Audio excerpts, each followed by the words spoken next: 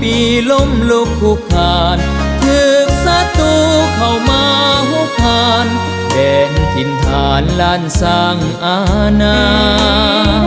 แต่เนื้อถึงใต้เลือดคนลาวไหลลิ้นอาบทาจนหลังนองไปทั่วอาณาชีวิตป่าซามืดมนมัวมองดินแดนล้านสร้างที่มั่งคั่งอุดมสมบูรณ์ถือพวกมารนั้นเข้ามาปุนแสงญาติสิ่งเก็บเกณฑ์เนืองนองซับอยู่ในดินสิ้นในน้ำของลาวพี่น้องจักรพรรดิเข้ามาปกครองลาวทั้งพ้องสิ้นหวังศาสตร์ลาวเฮานี้ยังบ่สิ้นบุญผู้มีพระคุณนำอยู่นูนให้แสงสว่างพับป่าสาสนปฏิวัติลาวให้ทิศเยื้องทางพาสาวลาวลุกขึ้นทับมัง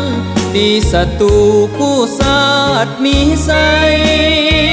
ศาสตร์ลาวเฮานี้มาบัดนี้มีเอกราชย้อนพักเฮามีความสามารถมีแนวทางสลาดส่องใสนำพาศาสตร์ลาวเดินก้าวขึ้นสร้างชีวิตใหม่นำเอาความห่มเย็นสดใสสีวิไลมาให้ศาสตร์ลาว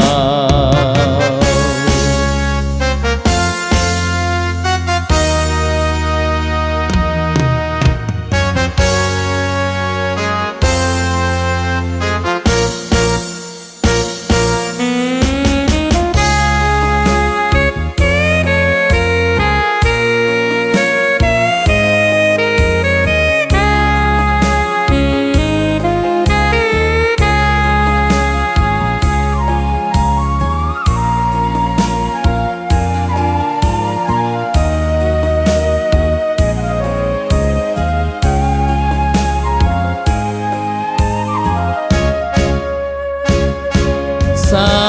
สตร์ลาวเฮานี้ยังบ่สิ้นบุญผู้มีพระคุณนำอยู่นูนให้แสงสว่างพับป่าสาสนปฏิวัติลาวให้ทิศเยื้องทางพาสาวลาวลุกขึ้นทับมังตีศัตรูกู้ศาสตร์มีใสศาสตร์ลาวเฮานี้มาบัดนี้มีเอกราชย้อนพักเฮามีความสามารถมีแนวทางสลาดส่องใสนำพาศาสตร์ลาวเดินก้าวขึ้นสร้างชีวิตใหม่นำเอาความห่มเย็นสดใส